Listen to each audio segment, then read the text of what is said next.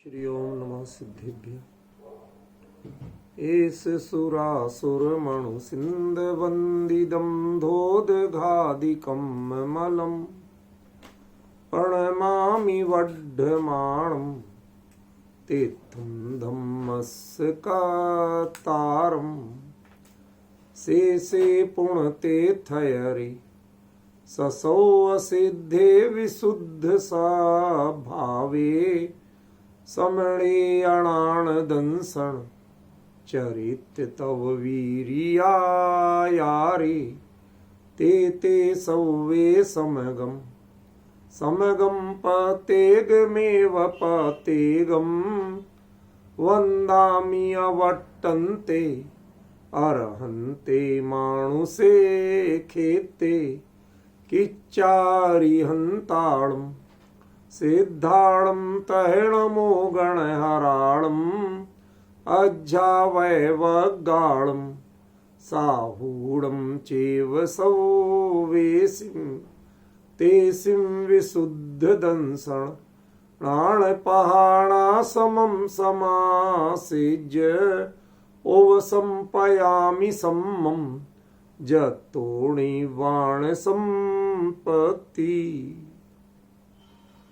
प्रवचन सार परमागम चरणानि योग चूलिका महाधिकार गाथा 233 पृष्ठ 455।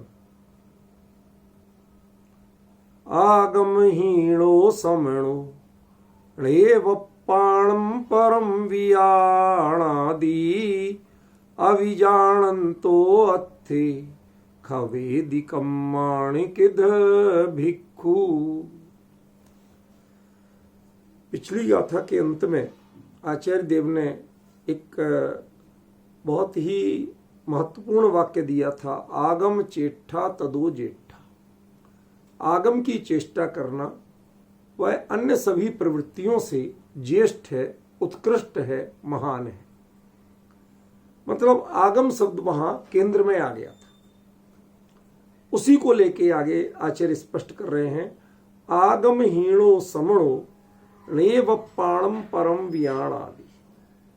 जो आगम से हीन श्रमण है वह ना तो अपने को जानता है और ना ही पर को जानता है। णेव मन नहीं, अप्पाणम माने अपने को, परम माने पर को, वियाणादि माने जानता है।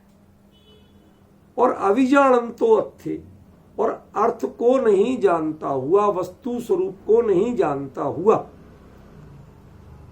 भिक्षु, वह भिक्षु कम्माणि किद खवेदी, कर्मों का क्षय कैसे करेगा। ये सरल अर्थ है। फिर से एक बार हम इस पर विचार लेते हैं ताकि प्राकृत का भय निकले आपको और एक एक शब्द का अर्थ समझ में आए। आगम हीणो समणो, जो आगम से हीन श्रमण है।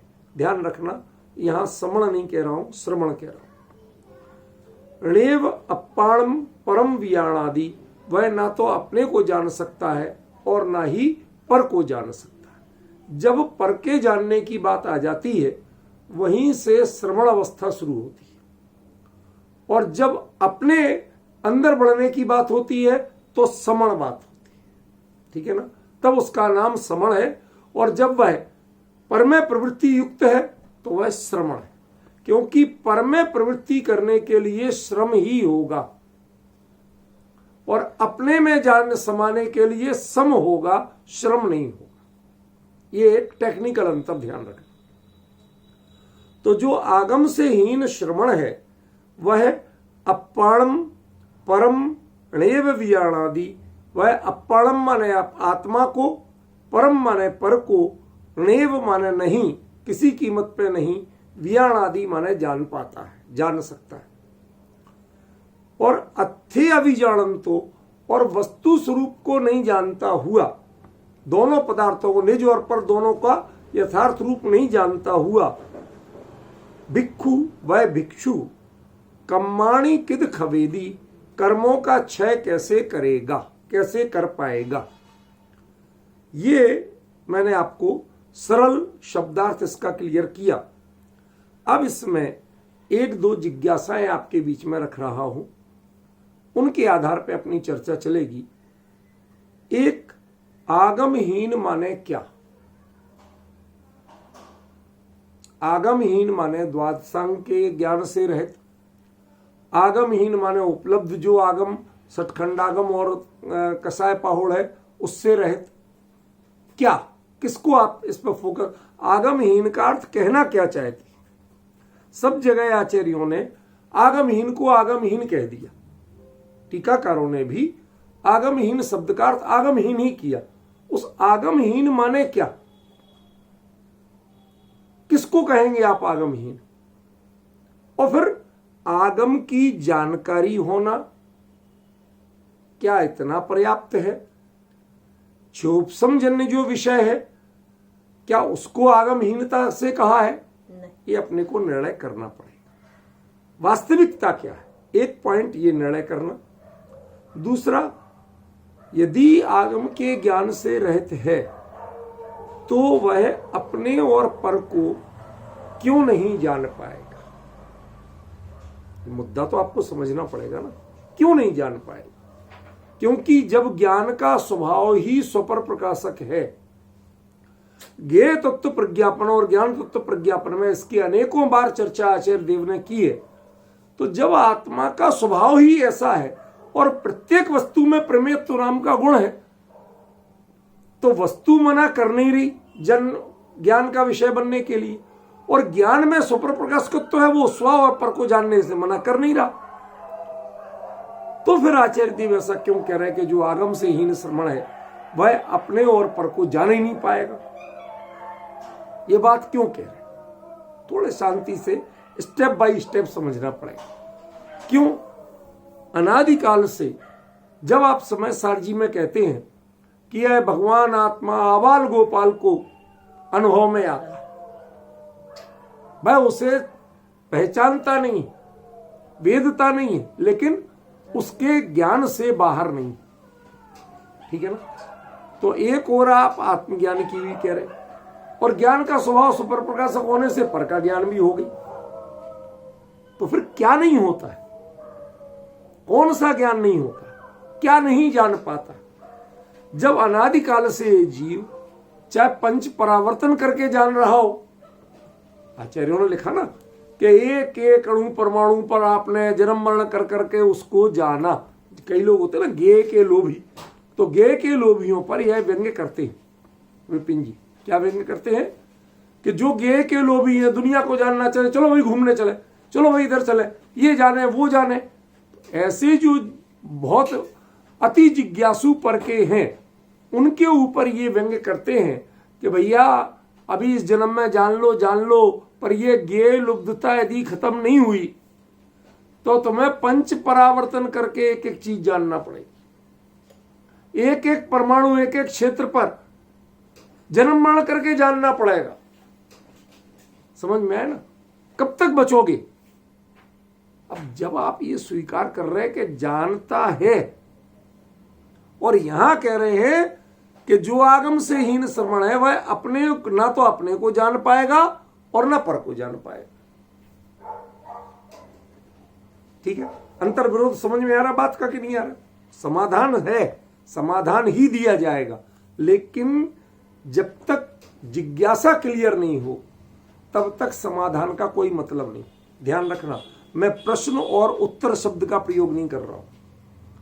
प्रश्न किया जाता है तर्क बुद्धि से, जिज्ञासा की जाती है आत्महित की बुद्धि से, विषय को समझने की बुद्धि से, तर्क चलाने के लिए नहीं। तर्क चलाया जाता है शगल के लिए, भाई मेरे में क्षमता है, मैं तुम्हें बताता हूं। अभी ये क्षोभसम का खेल तर्क हो सकता है, लेकिन जिज्ञासा के लिए क्षोभसम का खेल नहीं है। वो अपने हित की भावना से, विषय को समझने की भावना से अत्यंत विनय पूर्वक होती है, उसको जिज्ञासा कहते हैं। और प्रश्न का उत्तर आप दे दो फिर प्रश्न खड़ा होगा, लेकिन जिज्ञासा का होता है समाधान, उसके बाद दोबारा नई जिज्ञासा उस विषय में खड़ी नहीं होती। ख्याल में है ना? इसलिए मैंने क्या शब्द प्रयोग किया कि ये जिज्ञासा है और जिज्ञासा का समाधान दिया जाएगा। प्रश्नोत्तर की बात नहीं कर रहा हूं। ठीक है ना? भले ही मैं प्रश्न शब्द बोलूं, अभिप्राय क्या रहेगा? जिज्ञासा करें। तो पहली बात क्लियर हुई कि जो यदि आगम से हीन है और वह श्रवण भी, माने श्रवण होके भी कोई क्या आगम से हीन हो सकता है? ये भी तो प्रश्न करना पड़ेगा कि कोई श्रवण हो जाए और आगम से हीन बना रहे, तो वो कैसे आगम से हीन होगा, उसका अर्थ क्या होगा, ये आपको क्लियर करना पड़ेगा। समझ गए ना? तो एक प्रश्न तो वहां हो गया। और जब वस्तु में प्रमेयत्व नाम का गुण है कि वह ज्ञान का विषय बने, और आत्मा का ज्ञान जो वो स्वपर प्रकाशी है, तो वो जानते ही जानता है, चाहे पर्याय ज्ञान रह जाए, पर्याय मात्र को जाने पर जानता है। ठीक है ना? और जब आप समय सार जी में कहते हैं आवाल गोपाल को भगवान आत्मा, तो जब ये सबके ज्ञान का विषय होते ही है, तो आपने जब एक नितांत अज्ञानी तक के होता है, तो श्रवण के ऐसे ज्ञान में कौन सी खोट लग जाएगी, जंग लग जाएगी, क्या खराबी आ जाएगी कि ना वो अपने को जान पाएगा ना पर को जान पाएगा। ये जानकारियां क्या नॉलेज विषयक है, नॉलेज बेस्ड है? नॉलेज बेस्ड माने चोपसम, आप हम जानकारी लेना चाहते हैं, इसके आधार पे है, या इसके अपने और पर को जानने का अर्थ स्वप्रभेद विज्ञान है? तो क्या श्रवण को स्वप्रभेद विज्ञान नहीं होता, या स्वप्रभेद विज्ञान के बिना भी श्रवण बन जाता? माने अभी तो मैं आपको कई तरह की ऐसी जिज्ञासाएं खड़ी कर रहा हूं कि ताकि उस विषय पे आप केंद्रित हो सके। चूंकि काफी लंबा गैप पड़ गया आपकी बार 5 दिन का, तो वो मैं आपको वापस उस लाइन पे लाना चाहता हूं, उस गंभीरता में, उस तारतम्य में लाना चाहता हूं, ताकि विषय को आप समझ सके। हमारे लिए कुछ भाई जुड़े, वो कहते हैं कि भाई इस तरह से हमें विषय को स्पष्टीकरण नॉर्मली चर्चा में नहीं किया जाता, क्या क्या लिखा है वो सब तो पढ़ दिया जाता, लेकिन मूल गाथा में आचार्य देव क्या कह रहे हैं, उसके पीछे दृष्टि क्या है, उस पर फोकस नहीं किया जाता। अच्छा लगा लोगों, मैं भी खुशी हुई कि भाई कुछ लोग तो इस बात पे ध्यान दे रहे हैं, हमें उस भीड़ की परवाह नहीं। ठीक है ना? मैं प्रचार के लिए नहीं डालता हूं यूट्यूब पे या कहीं पर, मेरा उद्देश्य यह विषय जो वास्तविक जिज्ञासु है उनके लिए तृप्ति मिले, उनको कुछ विषय मिले। ठीक है ना? फिर तीसरे नंबर पे आइए कि अविजानंतो अर्थे, अर्थ को नहीं जानते हुए। अब अर्थे जो शब्द है ये बहुवचन है, तो अर्थों को, अकेले अर्थ को नहीं कह सकते, अर्थों को। अब अर्थ, पदार्थ, इनको प्रायः पर्यायवाची जैसा कहा, तो पदार्थों को नहीं जानते हुए, तो किस पदार्थ को नहीं जानते हुए? ऊपर आप कह रहे स्व और पर, नीचे कह रहे पदार्थों को। तो पदार्थों का ज्ञान, क्या पदार्थों का ज्ञान करने से कर्मों का क्षय होता है? नहीं होता है। और आप लिख रहे हो कि अर्थों को नहीं जानता हुआ वह भिक्षु कम्माणी किद खवेदी, कर्मों का क्षय कैसे करेगा? समस्या समझ में आ रही ना? अब इसमें 3 के बाद एक चौथी नई समस्या जोड़ रहा हूं। वो क्या है? शुरू में कहा आगम हीणो समणो, चलो श्रवण सही, लेकिन श्रवण तो कहा, लास्ट में कह दिया भिक्षु। मतलब आगमहीन होने पर भी वह श्रवण तो था, लेकिन जो कर्म क्षय नहीं कर पाएगा और अकेली मुद्रा रखे घूमेगा, वो तो कोरा भिक्षु है, वो भिक्षु है अकेला, वो श्रवण भी नहीं है। पॉइंट समझ रहे कुछ? आचार्य के कहने, देखो हमें दुख इस बात का है कि आज आचार्य ने जो जो विशेषण प्रयोग किए, जो जो संबोधन प्रयोग किए, उनकी गहराई पर कोई विचार करने को तैयार नहीं। क्यों लिखा आचार्य ने? कोशिश तो करो। ठीक है, आज कुंद मौजूद नहीं, उन्होंने स्वपज्ञ टीका नहीं लिखी, भाष्य नहीं लिखा कि मेरे इस शब्द का ये अर्थ है, नहीं लिखा। पर जैसे अमरचंद्राचार्य देव, जैसे नाचार्य देव, पंडित जयचंद जी छाबड़ा या और विद्वानों ने प्रयास तो किया उनके भाव को समझने का, जो आया वो उन्होंने समझाया। अब जो चीजें आज तक चर्चा में नहीं आई, उन पर चर्चा तो होना चाहिए ना, चिंतन तो होना चाहिए ना। विचार तो किया जाना चाहिए। या साहब जो दूसरों ने कभी नहीं कहा, ये बात नहीं चलेगी।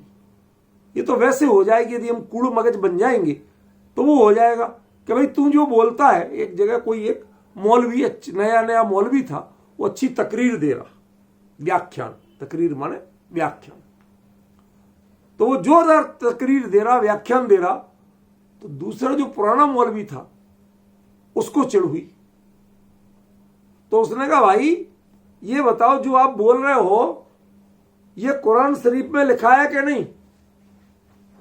उसने लिखा है। तू नया क्या बता रहा है? क्या नया बता रहा है जो तू अपनी तालियां पढ़वा रहा है? बैठ नीचे। नहीं लिखा है, नहीं लिखा है तो तू कुरान के विरुद्ध बोलता है, काफिर है तू। अब समस्या समझ रहे विपिन जी? ये एक बड़ी विचित्र समस्या होगी। जो लिखा है उतनी बात करो, उसके आगे बात मत करो। मैं कहता हूं भैया, कुंद आचार्य देव ने सब लिखा है। अब यदि उनकी कुछ पक्षों का व्याख्यान नहीं किया गया तो हम साधर्मी मिलके विचार विमर्श तो करें, चिंतन तो करें।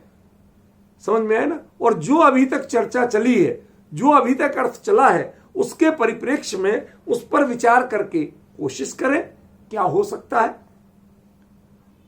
उन कुंद आचार्य की जो समय प्रवचन सार में शैली रही, उस शैली के अनुसार अर्थ निकाले।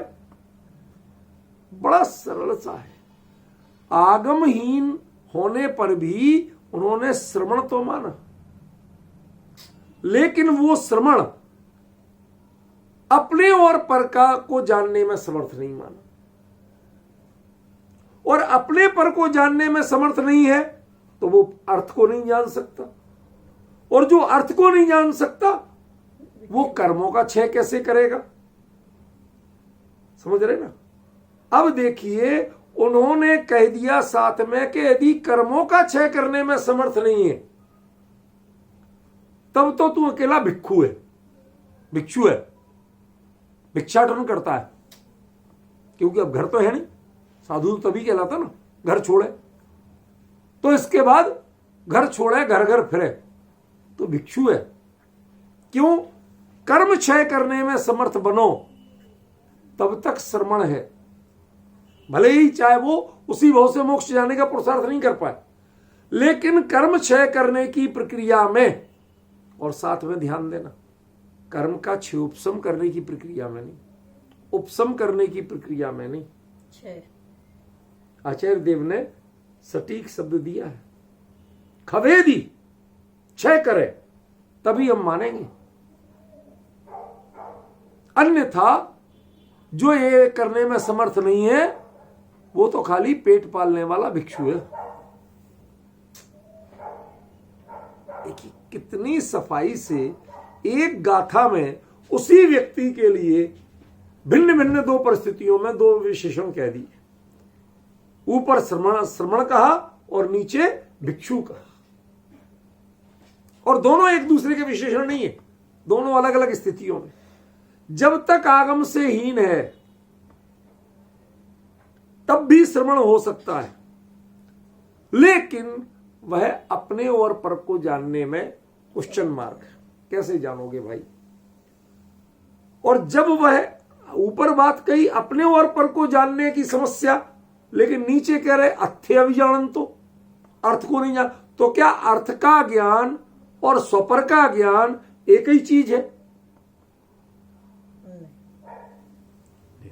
कह तो यही रहे आचार्य, इसी क्रम से कह रहे हैं, कारण कार्यपण ऐसे ही ले रहे हैं कि जो आगम से हीन है वह स्वपर को नहीं जानेगा, जो स्वपर को नहीं जानेगा वह अर्थ को नहीं जानेगा, जो अर्थ को नहीं जानेगा वह कर्मों का क्षय नहीं कर पाएगा, और कर्मों का क्षय करने में समर्थ नहीं है वो तो अकेला भिक्षु है। वो श्रवण भी नहीं है, श्रवण तो बहुत दूर की बात है। समझ रहे? ये आचार्य के जो जिस लेवल के कुंद आचार्य हैं, वो खास तौर पर प्रवचन सार में उनके लेवल के चुटीलेपन को जो बारीकी से धीरे से, जैसे कहते हैं ना कि चिमटी ले लेते हैं, वो आपको एहसास जगाते हैं। नाम बदल दिया, संबोधन बदल दिया, एहसास जगा रहे कि अब आप क्या हो गए, हम किसकी बात कर रहे हैं। अब इसमें एक सूत्र बनाइए। मोती कई हो गए, उनको एक सूत्र में पिरोइए। तो सूत्र क्या बनेगा? सूत्र ये बनेगा कि जो कर्म क्षय करने में समर्थ नहीं है, मात्र उपसम क्षय उपसम के खेल खेल रहा है, वह मात्र भिक्षु है। उसके ऊपर आचार्य ने व्यंग्य किया है।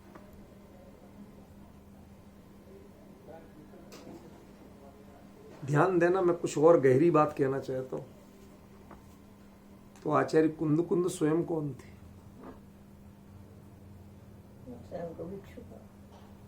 नहीं, आप गहराई नहीं समझते। इसका मतलब आप गहराई नहीं समझते। आचार्य ने जो बात कही है, इसके पीछे बड़ा गहरा संदेश है। वह संदेश क्या है? जब जीव अधिकतम 3 भाव में मोक्ष जाने वाला हो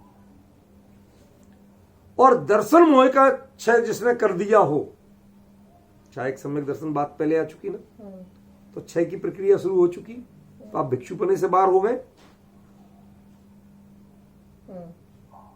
भले ही इस भाव में मोक्ष नहीं जा रहे, कर्म के क्षय की प्रक्रिया करिए। उपसम क्षय उपसम से काम नहीं चलेगा। आपका मुनि पद जो है वो कर्मों के क्षय के लिए है, ये उपसम क्षय उपसम के लिए नहीं है। ये आई वॉश करना है, अपने को और दूसरे को धोखे में रखना है। क्यों? ये तो अभी शांत हुए, फिर उखड़ जाएंगे। जैसे हमारे जैनी 10 दिन तक जैनी बन जाते हैं 10 लक्षण में, और उसके बाद 11वें दिन से इनकी हरकतें देखो, सारी कसाएं फिर से उखड़ जाती हैं। क्यों विपिन जी, होता है आपके भोपाल में कि नहीं होता है? सभी जगह होता। भोपाल का क्या दोष है इसमें? समझे ना, सब जगह 10 दिन कुछ और बनेंगे, 11वें दिन से कुछ और होंगे। वो क्या था? उपसम जैसा था। कुछ के क्षय उपसम था, कुछ के उपसम था, कुछ के थोड़ा बहुत चल रहा था, कुछ बिल्कुल शांत बने हुए। ठीक है, और उससे फुर्सत मिली नहीं, वापस उदय में आ गया। जिसने कर्म को पुनः उतनी ही तीव्रता में उदय में लाने लायक रखा, ये भवसंतति के लायक रखा, वह भिक्षु है, वह साधु नहीं है, वह श्रमण नहीं। मुनि पद अंगीकार आपकी भिक्षाचर्या के लिए नहीं किया जाता। आजकल सारी चीजें देखी कहां जाती, महाराज जी का आहार कैसे हुआ, सारी चर्चा चक्कर यहीं घूम रहा। अरे ये एक छोटी सी चीज है। जैसे कोई कहे कि साहब हमने शादी क्यों की, तो यह कोई रोटी बना के दे देगा, इतने के लिए गृहस्थी की झंझट में पड़ गए। डिफरेंस समझ रहे कि नहीं भाई? आपका उसके पीछे और किसी रूप में अच्छा या बुरा जो भी हो, पर और कॉन्सेप्ट नहीं हो कि कोई का साहब सिर्फ रोटी, ये चीज समझ में नहीं आती। ऐसे ही शुद्ध आहारचर्या के लिए या बाहरी दैहिक तपस्या के लिए, इसके लिए मैंने मुनि पद अंगीकार किया। कहते भैया फिर तो आप अकेले भिक्षु हो।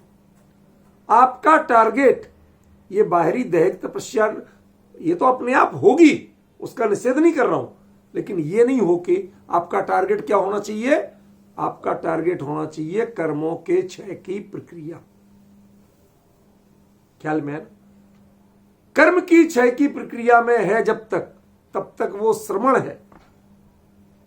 कर्म की क्षय करने के आगे बढ़ने को तैयार है तो समण है, और ना कर्म के क्षय की प्रक्रिया में तक नहीं जुड़ पाया आज तक, वो अकेला भिक्षु है। वह मुनिचर्या को निभा तो रहा है, पिक्चराइजेशन में वही है, लेकिन केवली के ज्ञान में वह श्रमण नहीं। केवली के ज्ञान में वो भिक्षु है। जैसे एक नाम पढ़ा था हमारे यहां, यापनीय, बताया था आपको एक बार, इसका इतिहास बताया था ना, वो जखिल रानी का सारा बताया था कि वो गए थे तो ये कंबल और लाठी लिए मैं ग्वाले मालूम बताया था। सुनो, उनका नाम यापनी क्यों पड़ा नवीन जी? क्यों? उन्होंने यापन करना माने काम चलाना।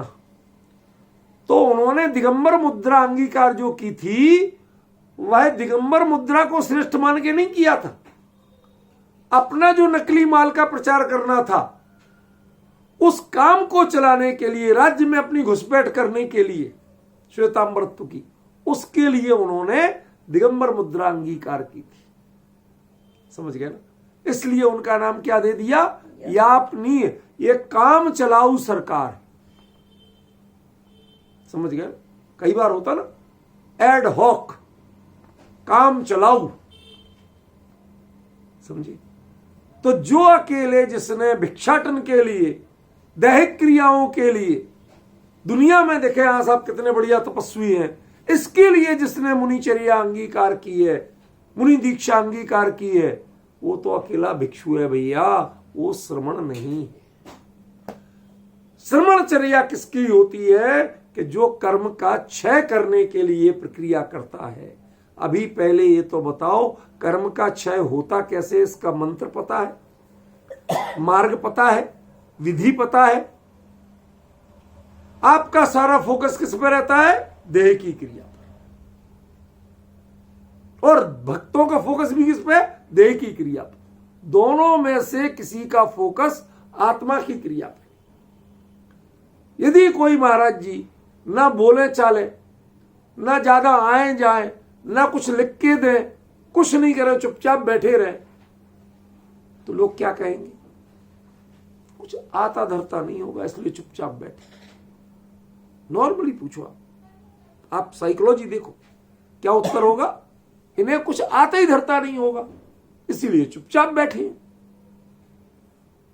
ये आज हमारे यहां जो श्रमण धर्म में असली चर्या है, उसको कमजोरी बताया जाता है, वो डिस्क्वालिफिकेशन बताया जाता है, जबकि वो सबसे बड़ी क्वालिफिकेशन है।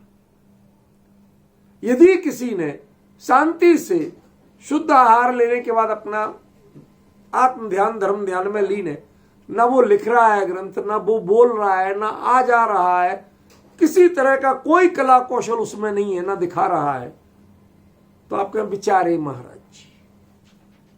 अरे वो बेचारे कहां से हो गए? पर ये कमेंट्स कॉमन है।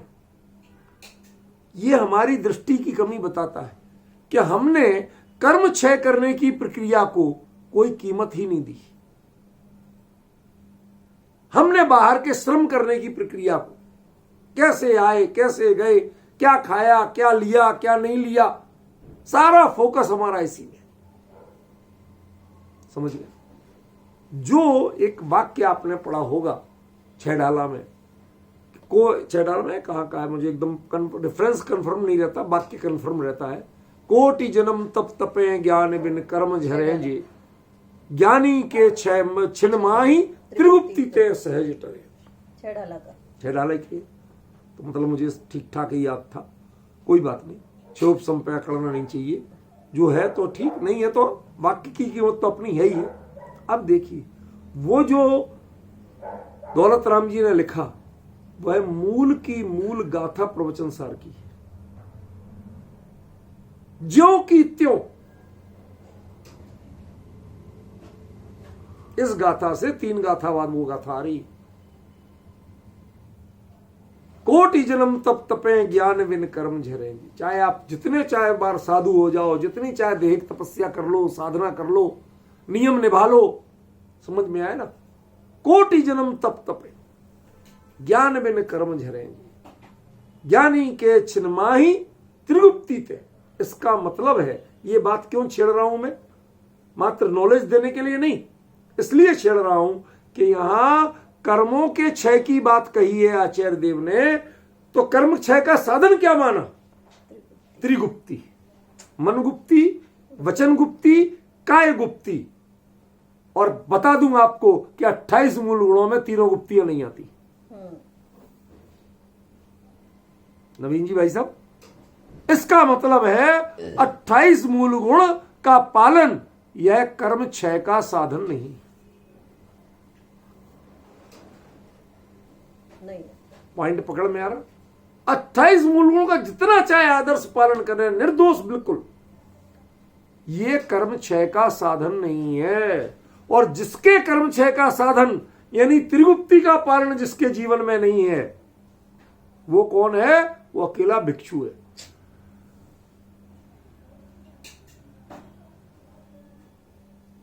घर में मां से, बहन से, पत्नी से मांग के खाता था, लेके खाता था, अब घर घर जाके मांग के खाता है। मैं मुनिराज की आहारचर्या पर व्यंग नहीं कर रहा हूं, मैं इस गाथा के अर्थ को मर्म बता रहा। आचार्य देव ने श्रमण को भिक्षु शब्द क्यों कह दिया, वो जो उनके मन की पीड़ा है वो उभारने की कोशिश कर रहा हूं।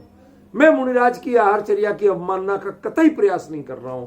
वह अपने आप में परम पवित्र होती है, लेकिन वह पवित्रता आहार से नहीं होती है। वह पवित्रता उनकी चर्या से होती है, उनके जीवन से होती है, उनकी अंतरंग प्रणति से होती है। जब अंतरंग प्रणति शुद्ध हो तो उनके आहार भी अपने लोगों के भवबंधन का कारण, कटने का कारण बन जाए। नेवला सिंह सुअर और बंदर ने देखे थे कि नहीं देखे थे? मुनिराज का आहार ही देखा था ना, और देख के कितना सातिशय पुण्य बांधा कि अगले भाव से मोक्ष गए। समझ गया ना? तो वो उस आहारचर्या को मैं निकृष्ट नहीं बता रहा हूं, ना उस पर कोई कटाक्ष कर रहा हूं, लेकिन ध्यान रखना वह आहारचर्या के कारण महत्वपूर्ण नहीं है। इस अंतरंग प्रणति, इसकी पवित्रता जिसके है तो उसका आहारचर्या भी श्रेष्ठ है। फॉर द एग्जाम्पल मैं कहता हूं कि यदि प्रधानमंत्री, राष्ट्रपति कोई हो, उसे एक छींक भी आ जाए, वो किसी को दाना खिला रहा हो, तो वो अंतरराष्ट्रीय चर्चा का विषय बन जाती है। और बाकी लोग बीमारी से कौन जिया और कौन मरा कौन जानता है। तो भाई घटना तो सबकी समान है। मुझे छींक आ जाए तो कोई पूछता नहीं, और प्रधानमंत्री को छींक आ जाए तो तुरंत नीचे से ऊपर तक हड़कंप मच जाता है। भाई प्रधानमंत्री बन के दिखाओ, तब छींक की कीमत होगी। कहोगे कि नहीं कहोगे? उस पद तक तो पहुंचो, उस गरिमा तक तो पहुंचो, तुम्हारी भी छींक की कीमत हो जाएगी। यही तो मैं कहना चाहता हूं कि अंतरंग विशुद्धि की उस गरिमा तक, उस भावलिंग तक तो पहुंचो, तुम्हारी भी आहार की कीमत हो जाएगी, अन्यथा भिक्षु कहलाओगे।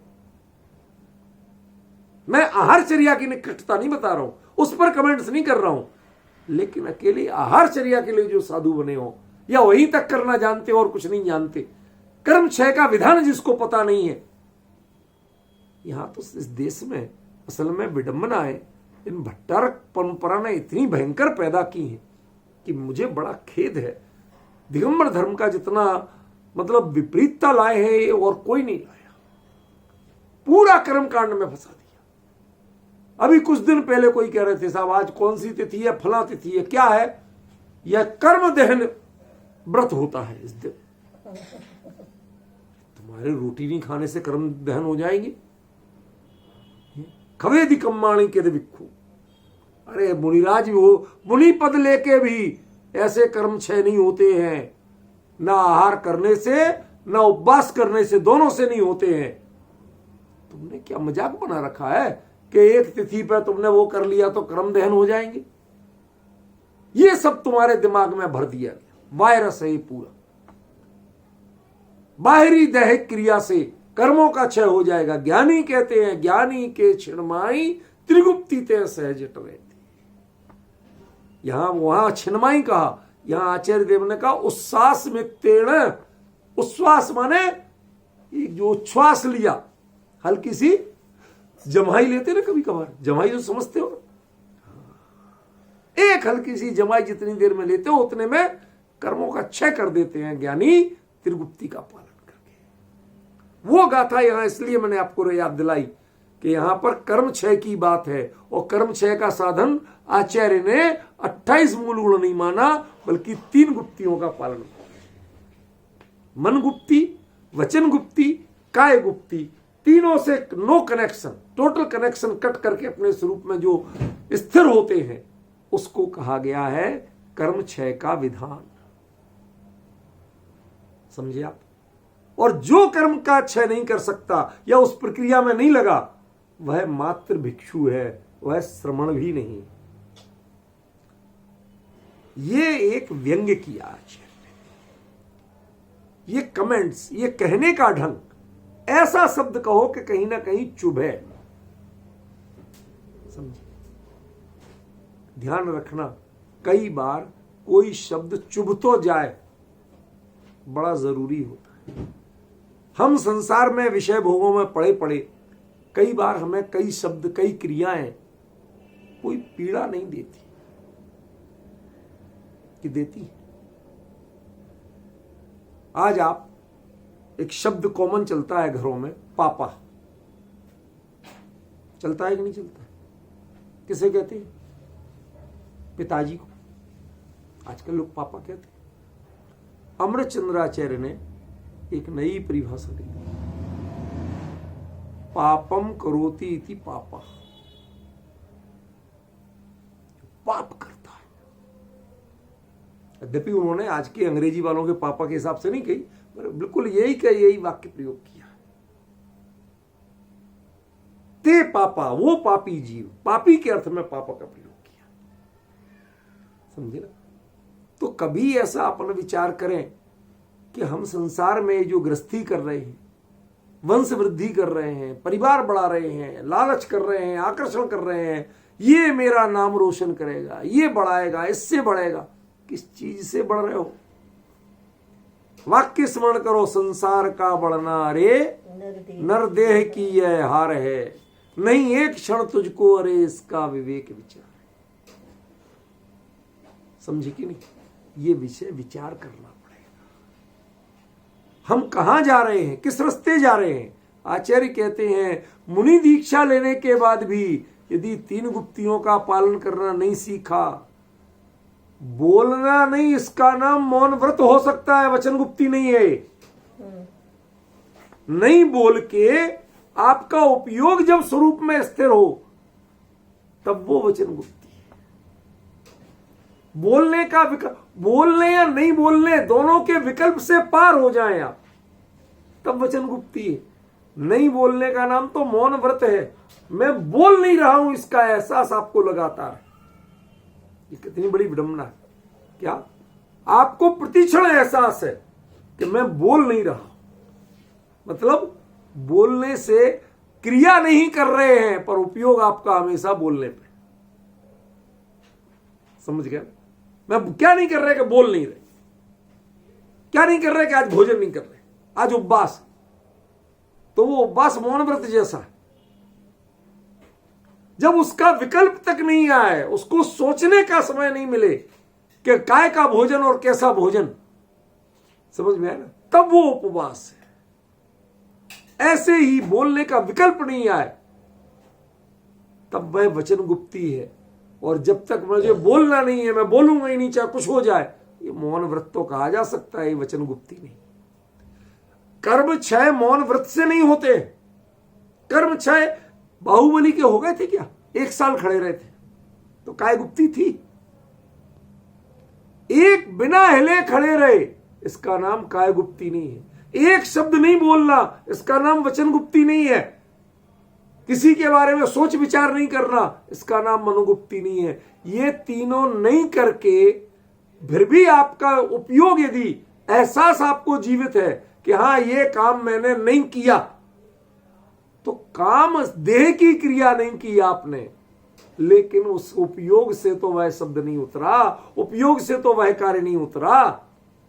जब चित्त से उतर जाए और उपयोग अपने स्वरूप में समा जाए, तो जब अन्य लोग देखें कि क्या कर रहे कि वचन गुप्ती, माने बोल नहीं रहे माने वचन गुप्ती, चल नहीं रहे, काय की चेष्टा नहीं कर रहे माने काय गुप्ती, मन की चेष्टा नहीं कर रहे माने मनोगुप्ती। ये शब्द दुनिया का है, आपको इस बारे में विचार नहीं करना कि मैं मन गुप्ती कर रहा हूं कि वचन गुप्ती कर रहा हूं कि काय गुप्ती।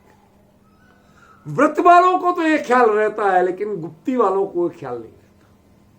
ये अद्भुत प्रसंग है, ख्याल में।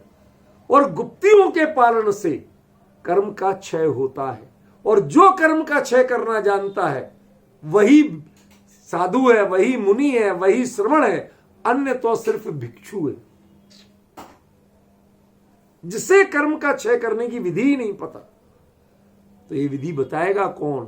कि ये विधि मिलेगी आपको आगम से। अब बताओ आगम का अर्थ क्या? प्रश्न समझ में आया? बात कहां से घूम के आई? जो कर्म के क्षय की विधि बताता है वास्तव में वो आगम है। क्यों? आचार्य ने वो तो एक ट्रायंगल बनाया, एक सर्कल बनाया, घुमा के बात कही कि आगम से हीन जो श्रवण है वह अपने और पर को नहीं जान पाएगा। जो अपने पर को नहीं जानेगा वह वस्तु स्वरूप को नहीं जान पाएगा, पदार्थ को नहीं जान पाएगा। जो पदार्थ को नहीं जानेगा वो कर्म का क्षय कैसे करेगा? वो तो कोरा भिक्षु कहलाएगा। डिफरेंस समझिए ना। ये कह के शॉर्ट में क्या कहना चाहते? जब निष्कर्ष किस पे लाए? निष्कर्ष लाए कर्म क्षय पे। तो इसका मतलब कर्म क्षय क्यों नहीं हुआ? कि आगम से हीन होने के कारण कर्म क्षय नहीं हुआ। बीच की बात छोड़ दो। समझ गए? तो क्या जो सठखंडागम पढ़ ले उसके कर्म का क्षय हो जाएगा? नहीं। कसाय पाहोड़ पढ़ ले उसके कर्म का क्षय हो जाएगा? नहीं। चलो द्वाद संग पूरी पढ़ ले, पूरा याद हो जाए तो हो जाएगा? मतलब अफरा तफरी वाली बात है, घबराहट वाली बात है, चिंता करने वाली बात है। किसी से कर्म का क्षय नहीं हो रहा। द्वाद संग के द्वाद संग पढ़ ले, शतावधानी सहस्त्रावधानी कुछ भी बन जाए उससे कर्म का क्षय नहीं। समझ गए? कितनी स्मरण शक्ति बढ़ जाए उससे कर्म का क्षय नहीं। वो तो क्षयोपशम का खेल है, क्षुद्र क्षयोपशम का खेल है। उसकी कोई कीमत नहीं, कोई कीमत नहीं। जिनागम में, मोक्ष मार्ग में, मुनि धर्म की साधना में चवन्नी क्या एक फूटी कोणी बराबर भी कीमत नहीं है उसकी। कीमत किस कहां से शुरू होती है? कर्म क्षय की विधि आपको आना चाहिए। कर्म क्षय की विधि माने त्रिगुप्ती का फल। समझिए? ये यदि नहीं आता तो इसका मतलब तुमने आगम पढ़ा ही नहीं। अब ये बड़ी दुविधा है कि आगम में त्रिगुप्ती के पालन की विधि कहां गई। मैं व्यंग नहीं कर रहा हूं पर आपको एक बड़ी बात बता रहा हूं। आप जितने चाहे ग्रंथ पढ़ लीजिए चरणान योग के, कहीं त्रिगुप्ती के पालन की विधि नहीं मिलेगी। 28 मूल गुण के पालन की विधि मिल जाएगी, आहारचर्या की विधि, दोष गुण सब मिल जाएंगे, लेकिन त्रिगुप्ती के बारे में कुछ नहीं मिलेगा। ये क्यों? क्योंकि जब तक चर्चा करोगे, जब तक विकल्प रखोगे तो गुप्ती होनी नहीं है, और जब गुप्ती होगी तो ये विकल्प में आनी नहीं है। समझ गए ना? वास्तव में तीन गुप्ती शब्द ये अन्य लोग कहते हैं, मुनिराज के तीन गुप्तियां होती नहीं समझे? मैं बोल नहीं रहा हूं, नहीं बोल रहे तो मौन व्रत है ना, ये वचन गुप्ती है ही नहीं। समझ गए ना? उनके तो एक कार्य होता है, और वो कार्य क्या होता है? अपने उपयोग का अपने स्वरूप में समा जाता। जब उपयोग अपने स्वरूप में समा जाता है तो मां चिट्ठय मां जंपय मां चिंतय किम विजेण होई थिरो अप्पा अपम्मी हृदोमेव परम हवे जानम। सुदेश बाबू याद है? द्रव्य संग्रह की गाथा। मां चिट्ठय, कोई काय की चेष्टा मत करो। मां जंपय, कुछ भी मत बोलो। मां चिंता है, कुछ भी मत सोचो। ये इनका नाम तीन गुप्ती नहीं है। इससे ऊपर बढ़ के किंपी, ऐसा कुछ करो जेण, जिसके द्वारा उपयोग हो ही थिरो, वह अपने स्वरूप में स्थिर हो जाए। कैसे? अप्पा अपम्मी हृदो, आत्मा का उपयोग आत्म स्वरूप में त्रिकाली गायक में लीन हो जाए। इणमेव परम हवे जानम, यही मोक्ष का साधन ध्यान है। बाकी तो संसार के साधन है। ख्याल में आया ना? जो क्षयोपशम वाली बातें हैं ना, वो सब संसार के साधन है। तो आप तो कह रहे आगम के ज्ञान के बिना तीन गुप्ती नहीं होंगी, कर्म का क्षय नहीं होगा। इसका मतलब भाई आगम माने ये क्षयोपशम ज्ञान तो हो नहीं सकता। आगम चेष्टा होना और आगम से हीन होना, जब ये दो बातें कह रहे हैं ना, पिछली गाथा में कहा आगम चेष्टा करने वाला सबसे श्रेष्ठ है, और इस गाथा में कह रहे आगम से जो हीन है। तो ये आगम माने क्या भाई? हमारे तो सारी चिंता का विषय अभी हो गया जो आगम माने क्या। क्यों नवीन जी भाई साहब, अभी तक आपने आगम माने क्या समझा? द्वादशांगी आगम, श्रुत का नाम आगम। क्यों? हमने जो कुछ समझा है ये उससे कुछ अलग बात कह रहे हैं। मैंने आपको बताया था पहले, उस चर्चा को थोड़ा सा पुनः लेना चाहता हूं, अलग अलग लेवल पे। हाँ, आपको 3 लेवल बताया था। पहला, वास्तव में जो केवली परमात्मा का जो केवल ज्ञान में जो झलक रहा है और झलकते हुए उसी समय उससे अत्यंत अनासक्त, अत्यंत प्रभावित हैं, अत्यंत वीतरागी हैं, तब तो आगम का ज्ञान हुआ। और यदि उस विषय के प्रति रंच मात्र भी राग का भाव आया, गौरव का भाव आया, क्षोभसम वाला भाव आया, तो आप आगम से हीन हैं, आप आगम की चेष्टा नहीं कर रहे। केवली मुनिराज बनने के बाद केवली बनने की चेष्टा नहीं आ रही समझ में। छोटी छोटी बच्चियां होती हैं आजकल, तो खैर ये जो जमाना ही बिगड़ गया, इसमें दूसरी गेम खेलते हैं, वरना पहले बचपन में हमने देखा कि बच्चियां जो होती थीं वो घर घूला बोलती थी, अपना घर बनाना, अपनी गृहस्थी बनाना, हमारी शादी हुई, अब हम ये करेंगे, अब वो करेंगे, वो सारी चीजें खेलती थी। बने नहीं, लेकिन उसके लिए अपने आप को मेंटली प्रिपेयर कर रहे हैं। कैसे उठेंगे, कैसे बैठेंगे, कैसे बोलेंगे, कितनी जिम्मेवारी रखेंगे, समझ में ना। अपनी मां को देख देख के अपने आप को इंप्रूव करते थे, समझ में। तो जब बच्चे जिन्हें पता है कि हमें ये बनना है, तो उन जैसा आचरण करने की कोशिश करते हैं कि नहीं करते? आप मुनि बनने के बाद केवली जैसा बनने के आचरण की कोशिश नहीं करेंगे, तो इसका मतलब तुम आगे बढ़ना ही नहीं चाहते। तो घर छोड़ा काय को था? भिक्षा लेने के लिए, आहारचर्या के लिए, किसके लिए छोड़ा था? अगर ये तो बताओ भाई। तुमने छठवें सातवें गुण स्थान में की भूमिका क्यों अंगीकार की, ये तो बताओ मुझे। भाई हम तो स्थूल रूप में मानते हैं छठवां सातवां गुण स्थान, क्यों अंगीकार की? इससे आगे जाने के लिए, कैसी के लिए? ट्रेन में कोई बैठता है, ट्रेन में बैठ रहने के लिए? क्या गार्ड की नौकरी कर ली है? क्या टीटी की नौकरी कर ली है?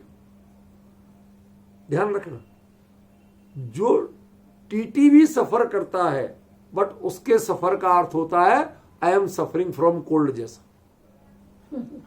वो पीड़ित होता है। क्यों? अरे भैया नौकरी है, करना है। लेकिन हम लोग जब कहीं जा रहे होते हैं ट्रेन वगैरह में, तो एक उत्साह होता है, एक स्पिरिट है, अरे हम जा रहे हैं, वहां जा रहे हैं। लेकिन वह ट्रेन शौक से बैठते हैं, हमारी सीट भी कहते हैं, लेकिन प्रति क्षण स्मरण रहता है कि मेरी मंजिल अब कितनी दूर रह गई है, इतनी देर बाद इस जगह पे हमको उतर जाना है, इससे कोई मोह नहीं रखना।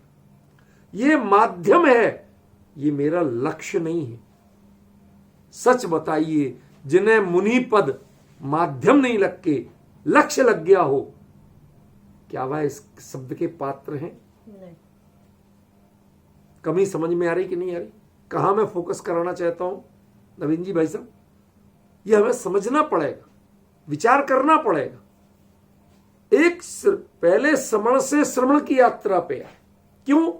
आप 100 पर सबको जानना कर इस लेवल पे आ गए। जब आप बाहर चर्या करोगे, 28 मूल गुण की चर्या करोगे, तो आपको 100 पर दोनों को जानना पड़ेगा। आहार चर्या को नहीं निकलो तो आहार शुद्धि का विचार नहीं करो, लेकिन आहार चर्या को निकलोगे तो आहार शुद्धि का विचार करना पड़ेगा। 46 दोष उनका भी विचार करना पड़ेगा, अंतराय अघटाल उनका भी विचार करना पड़ेगा। समझ में? हर चीज की सावधानी। क्यों? सुदेश बाबू एक बात बताओ, मुनिराज के सामने कौआ, कुत्ता, गिलहरी, सांप, बिच्छू कुछ भी आ जाए, या ये शब्द कोई बोल दे, मुनि धर्म में कोई बाधा होती है? नहीं होती। चैन से बैठे रहो, अपने ध्यान में रहो। लेकिन आहार के समय में ये कोई सामने आ जाए या कोई ये शब्द बोल दे तो अंतराय है कि नहीं है? माने वो व्यक्ति, वह जीव, वह अपराध नहीं है, समझ रहे ना? वह अपने आप में पाप नहीं है, लेकिन आप अपनी चर्या चिंतन छोड़ के उनकी चर्या चिंतन करो, ये पाप। पर में प्रवृत्ति कर रहे हो तो ये पाप है, तब अपराध कहा गया उसे, अन्यथा अपराध नहीं कहा। वो अंतराय कब है? कुत्ता अंतराय नहीं है। आप आहार की चर्या में प्रवृत्त हुए तो कुत्ता अंतराय है। आप ध्यान में रहो तो कुत्ता अंतराय नहीं है। खूब बैठा रहे, सामने ही बैठा रहे, बगल में आके बैठ जाए, कोई अंतराय है? नहीं। माने ध्यान साधना में वह कुत्ता बाधक नहीं है, क्योंकि ध्यान साधना अंतरंग में हो रही है, पर में नहीं हो रही। और आहार चर्या वह पर की चर्या है। उसके लिए कहते हैं वह अपने और पर को जानना। यदि तुम श्रमण हो, पर की चर्या करते हो तो तुम्हें जानना पड़ेगा, स्वरूप में रहने के लिए नहीं जानना पड़ेगा। समझ गए? और जब कहते हैं तुम अपने और पर को नहीं जानोगे तो तुम अर्थ को नहीं जान सकते। ये जो एक बड़ा विचित्र प्रसंग है कि जिसने स्वपर का ज्ञान नहीं किया वो वस्तु स्वरूप को, किसी पदार्थ को जान ही नहीं सकता। ये क्या कारण है? ये प्रश्न क्यों खड़ा किया आचार्य देव? ये शर्त क्यों लगाई? इस पर चर्चा तो मैं आपको कल बताऊंगा, अभी संकेत कर रहा हूं, थोड़ा सा विचार करो। दो चीजें भिन्न भिन्न है। एक क्षयोपशम, ध्यान देना क्या शब्द बोल रहा हूं, एक क्षयोपशम, जो कुछ हमने जाना वो क्षयोपशम की दृष्टि से जाना, और एक जो कुछ हमने जाना वह हे गे उपादेय की दृष्टि से जाना। दो बातें अलग अलग ख्याल में। भाई जानने के लिए आपने बहुत कुछ जान लिया, और एक उसमें से क्या हमें ग्रहण करना, क्या छोड़ना, किसकी उपेक्षा करना, यह निर्णय भी आपको करना पड़ेगा। मोक्षार्थी जीव जो कुछ भी जानता है वह प्योर ज्ञेय की भूमिका बहुत ऊपर आती है, वीतराग भाव जैसा। जानने में आ गया तो आ गया, वो है आगम। एक्चुअली उस लेवल को जब तक आप नहीं पाओगे तब तक आप ना अपने को जान रहे हो ना पर को। कौन? जो श्रमण है। यहां द्रव्यलिंगी की बात नहीं कर रहे है, तो श्रमण उस भूमिका में आए, छठवें गुण स्थान की भूमिका में। वह ना उस भूमिका में यदि तुमने आगम के चश्मे का प्रयोग नहीं किया, उसकी शरण में नहीं गए, उसको अपना एकमात्र सहारा आदर्श नहीं बनाया, तो तुम्हें ना अपना हित पता चलेगा और ना पर का हित पता चलेगा। एक मुनि को यदि ईर्ष्या समिति क्या होती है, आगम में क्या कही, इसका विवेक पता नहीं हो, क्यों?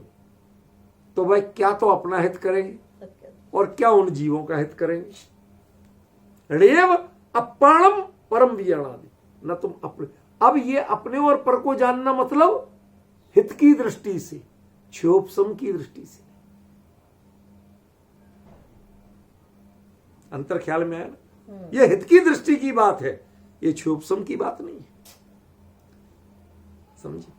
और जिसने हित की दृष्टि से वस्तु स्वरूप को नहीं जाना, अपने और पर को नहीं जाना, तो उसका तो सारा ज्ञान किस काम का, क्षोभसम किस काम का। कितनी शतावधानी सहस्त्रावधानी बना रहा है, सारी चीजें याद हो, 11 अंग 9 पूर्व का ज्ञान हो जाए, क्यों? तब भी किस काम का, क्यों?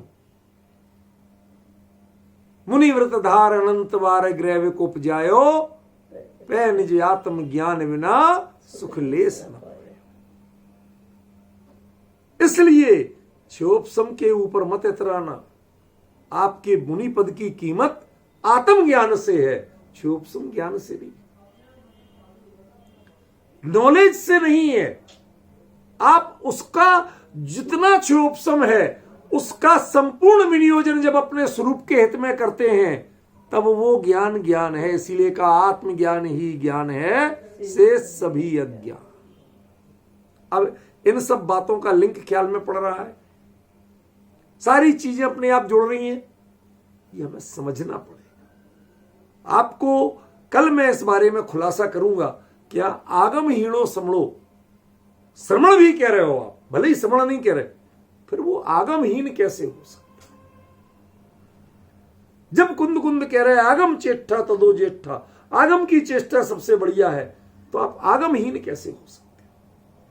कोई श्रवण दीक्षा ले ले, सच्चा मुनि बने, तो फिर वो प्रमत्त गुण स्थान में आते ही आगमहीन कैसे हो सकता है?